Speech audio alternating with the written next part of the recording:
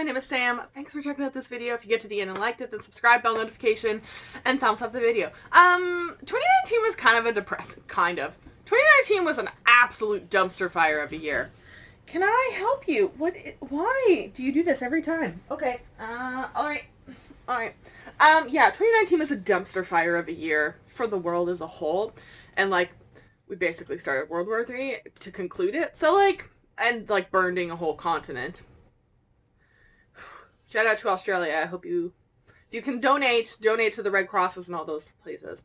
Yeah, so just like kind of the way I did the year before, I want to do like a more positive note of 2019 successes.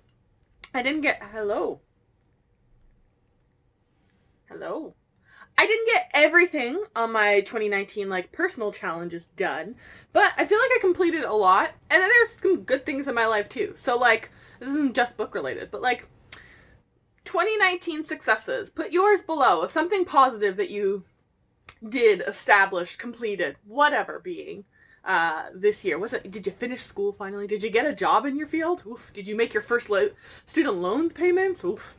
Actually, just because I just mentioned it, 2019 success, I finally made it into the $40,000 owed to the Canadian government for student loans. I'm out of the 50s finally. Took me 3 years to pay off. Boy, that's depressing. I feel like I give them so much more money than they actually count for because of interest. I don't know how Americans deal with it. Our interest rate in Canada is like 6% or something like that on my account for my student loans. I don't know how people deal with it when it's like 50.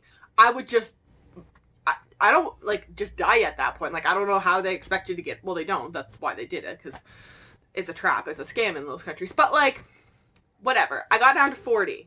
I'm in the 40 now. I'm excited. It's depressing really in the grand scheme of things, but I got down to 40. It's a benchmark, and I can get down to 30, then 20, then I can eventually pay it off.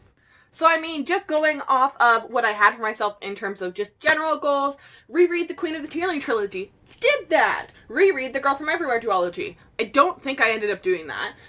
Reread the Jacoby Quartet. I definitely did that. Read at least one nonfiction a month. I did that for like, I think 10 out of the 12 months. Read the Graceling trilogy. I don't think I ended up doing that.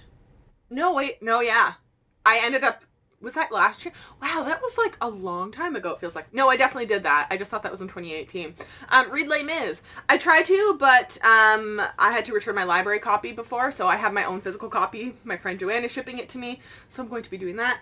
Keep rereading the Outlander series. I did it, and I finished it. I have like the spin-off stories and novellas and whatever to still get through, but the main books, I have them done, so I'm ready for whenever Diana Gabaldon feels like releasing Go Tell the Bees I Am Gone.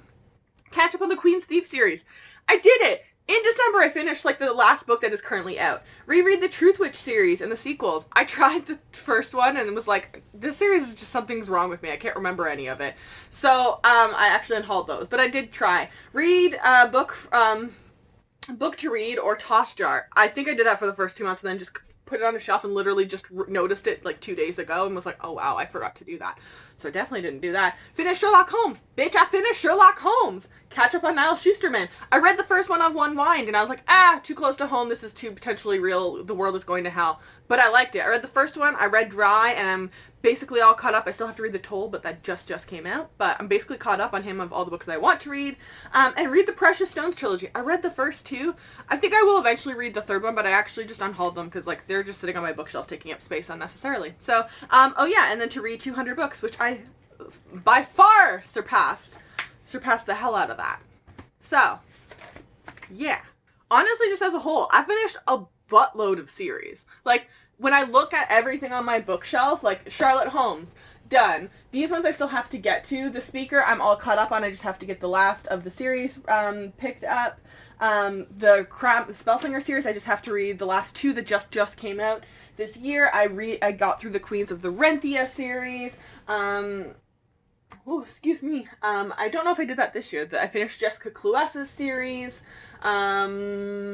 Honestly, I'm just immensely impressed with myself that I'm, like, basically caught up on Sebastian de Castell content. I'm sad, but I'm just caught up. Like, I'm kind of impressed with myself, because I found him, and they're like, oh, there's 12 books. and I'm like caught up, and that was like a year and a half ago. I finished, well, the first 2 books of S.J. Kinseyd's series, the Empress series, the Diabolic one there. I finished Dark Dawn. I'm completely caught up on the 2 books Amberlynn Natusch has out.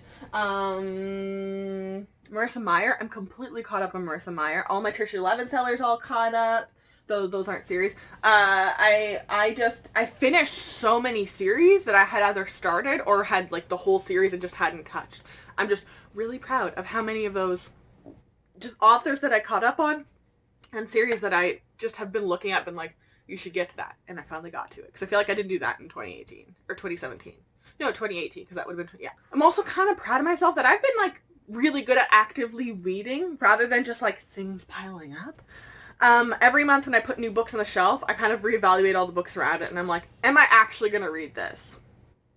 No. And I've been pretty good at being honest with myself, or there's books where I'm like, I just don't feel the need to hang on to this. Maybe I will read it. The library has it, though. You know, it's not going to be the end of the world if I let it go. So I let it go. And that's been helping me that even with all of the books that I do get, because I always get new books every month, I've been able to actually kind of maintain the same size collection that I had before. I'm 99% sure I didn't do any impulse ordering on Book Outlet this year. Considering I think I ordered bare minimum once a month in 2018, if not more frequently, probably once every 2 weeks. I think I only, in the entire 2019, ordered 4 times, or maybe it was 3, because they had specific books that I was watching for. Or there were certain sales, and they also had a couple books that I was watching for. So, like, I'm incredibly impressed with myself, to be totally honest about that. I'm also really proud that I read out of my comfort zone, like, a lot this year. And I found some books that I really did enjoy. I tried new genres. Perfect example being romance, which I did not think was one I was going to ever want to continue to go through, but I do, after the Kiss quoting. I feel like it's just been opening my eyes and giving me more opportunity to discover new authors, see new representations, genres, especially like Western and romances, who are, historically speaking, a little bit more problematic when it comes to diversity. You know, it's always the, you know, rich white woman falling in love with the strapping lower class white man, and then there's like an indigenous person in the background, or, you know, there's just like the black character is just like the help in the whole thing, right? So like, it's been nice seeing that sort of change and shift, and then us merging more genres together. It's been really cool. I used the library a crap... Why did my voice just go so high? I used the library a buttload more this year than I did in 2018. Maybe it was because 2018 I was buying all those books off Book Outlet, so I was like, I have to read these physical ones. But I have gotten so good at being like, okay, next month this book is coming out. When a sale comes on Indigo, I go, okay, I've never read this author before. They do have another book that came out, but no one that I know that I had the similar reading taste of necessarily loved it. And I can't see from anywhere online what the final product looks like. Is that price point worth it? Most of the time in Canada, no. Even for $22, if I don't know that you're going to do anything with it, then like I'm going to go to the library first. That's just that. Plus it's better, you know, for my finances, as well as it gives more usage statistics to the library so they can argue for better funding. So across the board, I'm really, really pleased that I used the library as much as I did. Outside of bookish stuff, I built up my credit again. I'm so proud of myself. I had a bunch of financial situations pop up when I was in undergrad, and I was in, I think it was like $4,000 credit card debt that had just gone into collections, and I just was not able to pay it. And because they want like lump sum payments and all that bullcrap, which if I had $4,000, why do you think it'd be just sitting there? But I paid it off, and I got finally a credit card. I think I paid it off late 2018, and then 2019 I went and finally got my first credit card to start building things back up. And I have been paying off my credit card every single month in whole. I have been being smart. Actually, I got a PC Financial MasterCard, which has the same rate as really everyone else, but I get PC points whenever I buy stuff on it, and PC points let you redeem for free groceries. So every month I am accumulating like at least $10 to $40, depending on how much I shop, in free groceries that I can then literally just go to my grocery store and just be like, can I have this milk for free? Thanks. So I've been increasing my credit and getting, you know, membership value points out of it. And now I am like, I know that I could confidently go to like a car dealership if my car breaks down and be like, I need a new car, and I could get a car. I wouldn't have to go to some like sketchy loan shark, you know, place to give me a loan that was like the legal highest limit they can, you know, charge you, and then you're like, oh my god, if I miss a payment, I'm pretty sure his son's gonna come whack me in the knees. So I'm really, really proud of myself, because that was a big thing that's always been weighing on my mind, is student debt and credit card debt, and now I don't really have to worry about the credit card debt. It's not something necessarily that I, like, myself physically did, but I've been taking more physical care of my health in 2019. At the end of 2018, I finally got to see a general surgeon in my city here to get, like, a diagnosis on the issues I was having with my lower back, and just kind of had to wait. And then December, by the end of the year again, I finally got surgery on my back, and the issue that I've been having there has been going on since grad school. So 4 to 5 years, and I finally, like, it was like a week or so of just being kind of wiped out, but I'm so happy that I finally got that done. Like, just really, really relieved. I feel like I've been spinning my wheels in a lot of different places because of all the roadblocks that have been put up in front of me with things like breast reduction surgery, but this was one thing that I was able to just, like, as long as I just follow up with the doctor, as long as I just do this, then I can, thankfully, the socialized healthcare system will pay for me to get this surgery, which I wouldn't be able to have otherwise, because of the costs, but potentially of privatizing that. And I just know that I was able to take the time off work that I needed. I was able to, just everything worked out really well, and I'm really, really happy that physically I did that. It's a very weird small thing, and I don't know that I did it in 2019, but maybe I started doing it at the end of 2018 or whatever, but I have maintained I don't add sugar to my coffee anymore.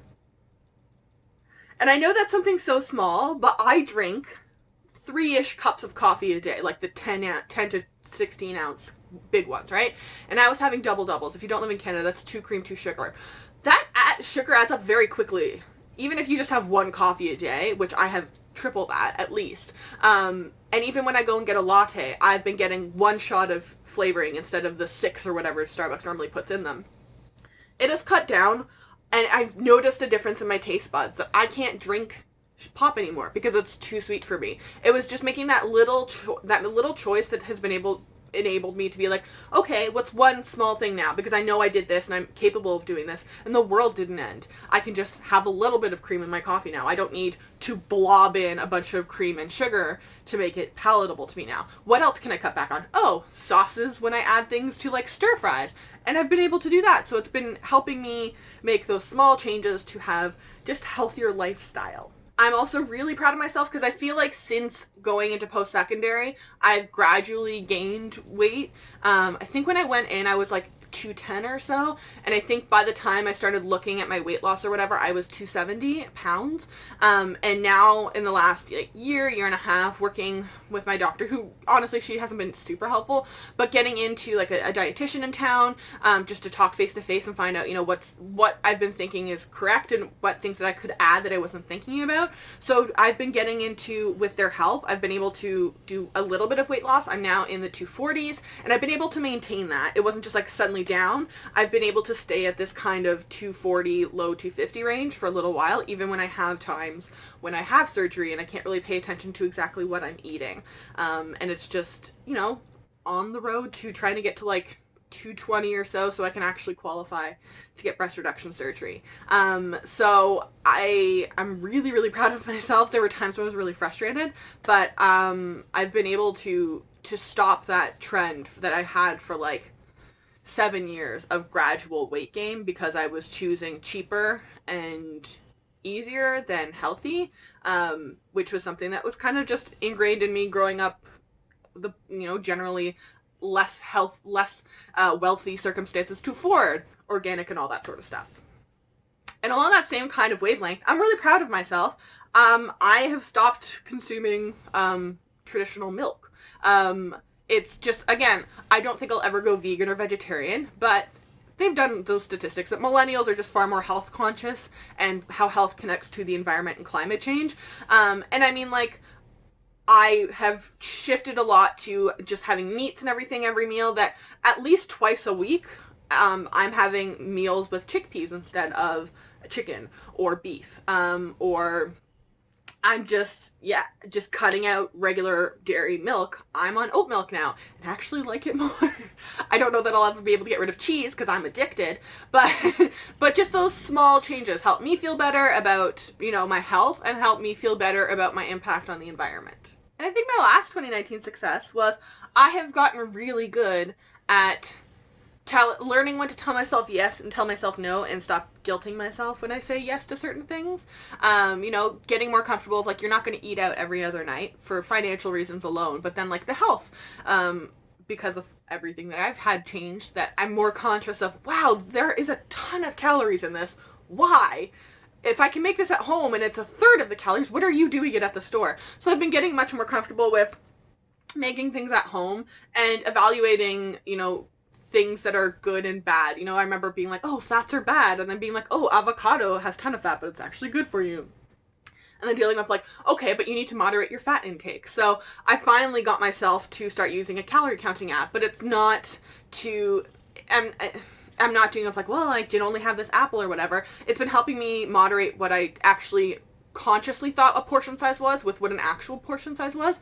And I knew when I was going into this, one of my big reasons I wanted to do this was because I felt like I had a ton of food waste for a single person. And I can give it a lot of the stuff to my dogs. They'll very happily take it. But I want to know what a proper portion size is, and if it can change that and still be full, and if it helps me lose weight, then it helps me potentially get through to breast reduction surgery, then that helps me, my shoulders, my knees, my backs, everything. So there's, like, a ton of things that it's connected to, and I feel like I've, like, finally, not finally, but I'm finally at the point in my life where I can handle the mental of dealing with taking on health and not just using it as it depresses me and then I just want to eat chips and then I just cycle. You know what I mean? So yeah, those are my 2019 successes. The world may be shit, and there's a bunch of crap going on in Canada, outside of Canada. Australia's literally on fire. We're shooting planes down. World War III started. Like, it's just absolute shit show. But I want to take, a few minutes to just think of some positives, because the world is just really depressing right now. So yeah, let me know what 2019 successes you had down below. Book or not book related. I'd love to know. Give yourself a pat on the back. I'm sure you did something. Like I said, if it was finishing school, if it was just coming up with a budget and getting yourself to stick to it for, more than a month.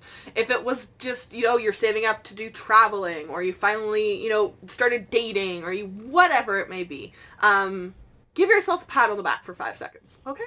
So, there's nothing to link in the description box down below, but I will link all of my social media. If you follow me, I will follow you back, and have a good 2020. Try and stay optimistic.